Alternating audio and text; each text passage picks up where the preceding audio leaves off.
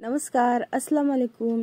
वांग्याची भाजी तर तुम्ही फार वेळा खाल्ली असेल, पण अशा पद्धतीची भाजी तुम्ही कधीच बनवली नसणार आहे। नेहमी आपण भरली वांगी बनवतो, मसाला वांगी बनवतो, वांग्याचे काप बनवतो, पण अशी भाजी कधीच नाही। तर चला मग रेसिपीला सुरुवात करूयात। ही वांगी अगदी 10 मिनिटात बनवून तयार होतात। 10 मिनिटेही जास्त होतात, 5 मिनिटे म्हटला तरीही चालेल। तर यासाठी आपल्याला मोठी 2 वांगी घ्यायची आहेत। छोटी वांगी घेऊ नका, मोठी वांग्याने छान अशी ही वांगी बनवून तयार होतात। तर वांग्याला अशा पद्धतीने चिरून घ्यायचा आहे। यामध्ये थोडासा किडका भाग आहे तो मी काढून घेते आणि राहिलेला भाग असा लांब लांब चिरून घ्यायचा आहे। तुम्ही ही भाजी टिफिन साठी देऊ शकता, मुलांना झटपट बनवून खायला देऊ शकता। जे खात नाहीत ते देखील आवडीने खातील, इतकी टेस्टी बनवून तयार होते ही भाजी। तुम्हाला जर माझा व्हिडिओ थोडा जरी आवडत असेल तर व्हिडिओला लाईक करायला विसरू नका आणि व्हिडिओ कुठून पाहता हे देखील कमेंट्स करून नक्कीच सांगा, म्हणजे मला सुद्धा कळेल की माझा व्हिडिओ कुठेपर्यंत पोहोचलेला आहे, ते कोणत्या गावात, कोणत्या शहरात, कोणत्या सिटीमध्ये गेलेला आहे तो। तर वांग्यांना छान चिरून मी पाण्यात टाकून घेतलेला आहे। आता कढईमध्ये मोठा 1 चमचा तेल घ्यायचा, त्यामध्ये 12 ते 15 लसणाच्या पाकळ्या टाकून घ्यायच्या आणि अर्धा चमचा हिंग टाकून छान लसूण लालसर करून घ्यायचा आहे। आणि यामध्ये आता चिरलेल्या वांग्याच्या फोड्या टाकून घ्यायच्या आहेत। मध्यम आचेवरती यांना छान 4 ते 5 मिनिटे परतवून घ्यायचे आहेत। वांगे लगेच शिजतात। वांगे परतूसपर्यंत आपण इथे एक मसाला बनवून घेऊयात। याकरता पॅन मध्ये मी 1.5 चमचा जिरे घेतलेला आहे, 1 चमचा बडीशेप घेतलेली आहे।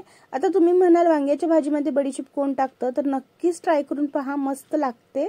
2 चमचे धने घ्यायचे आहेत आणि 1 चमचा काळी मिरी घ्यायचा आहे। चमचा अगदी छोटा आहे, बघू शकता तुम्ही। 5 ते 6 तिखटवाल्या लाल सुक्या मिरच्या घ्यायच्या आहेत आणि छान मध्यम आचेवरती यांना कलर येऊसपर्यंत भाजून घ्यायचा आहे। एकदम छान सुगंध सुटेपर्यंत भाजून घ्यायचा आहे अशा पद्धतीने। आता हे थंड करून घेऊयात।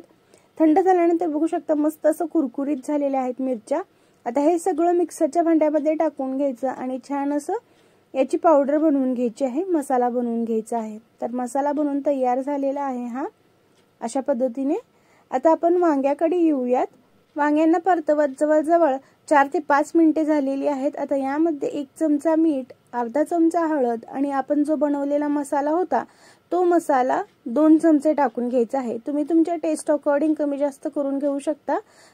तर इथे मी 2 चमचे मसाला वापरलेला आहे आणि तिखट मिरच्या टाकल्यामुळे यामध्ये चटणी वगैरे काही सुद्धा लाल तिखट टाकायची गरज लागत नाही। अगदी झणझणीत अशी भाजी बनवून तयार होते। अर्धा चमचा आमचूर पावडर आणि अर्धा चमचा गरम मसाला टाकून घ्यायचा आहे।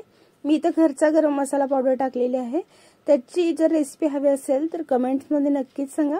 छान असं मंद आचेवरती जवळजवळ 4 ते 5 मिनिटांसाठी पुन्हा आपल्याला ही वांगी परतवून घ्यायची आहेत आणि 4 ते 5 मिनिटांनंतर बघू शकता मस्त असा मसाला हा वांग्याच्या फोडीवरती कोट झालेला आहे। छान असा क्रिस्पीनेस या वांग्याच्या फोडीवरती आलेला आहे, बघू शकता तुम्ही। मस्त अशी भाजी बनवून तयार झालेली आहे। गॅस बंद करून घ्यायचा, बारीक चिरलेली कोथिंबीर टाकून घ्यायची आणि तयार आहे आपली ही वांग्याची भाजी।